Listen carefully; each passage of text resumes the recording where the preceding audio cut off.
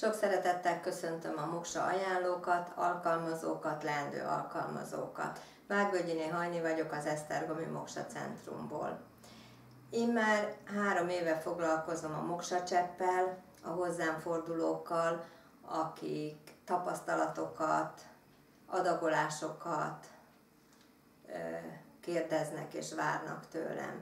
Nagyon sokszor találkozom azzal a problémával, illetve kérdéssel, hogy semmi nem változott 3 hónap alatt, abba hagynám a szedést. Ilyenkor, és az elején is elmondom mindenkinek, hogy nagyon fontos és jó fölírni az állapotot, mikor elkezdjük szedni a Moksa cseppet.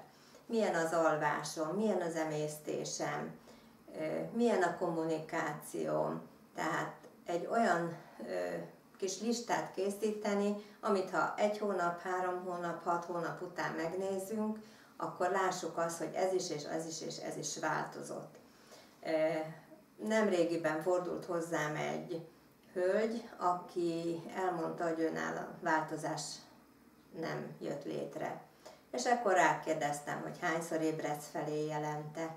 Ja, azt mondja, nem is ébredek fel. Milyen az emésztésed? Ja, tényleg, azt mondja, most minden nap el tudok menni reggel a mosdóba. Azelőtt bizony hozzá kellett segíteni gyógyvizekkel, teákkal, lekvárokkal, hogy a napi szinten ezek a dolgok meglegyenek.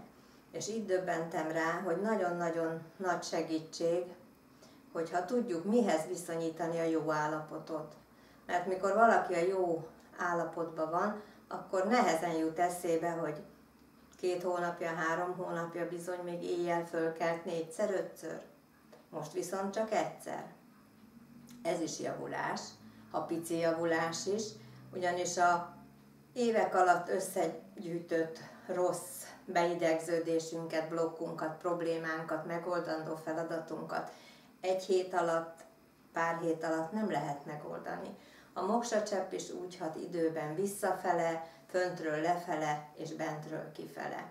Én mindenkinek azt szeretném csak ajánlani, hogy adjon egy kis időt a Moksa cseppnek, legyen türelmes, és megjön a változás.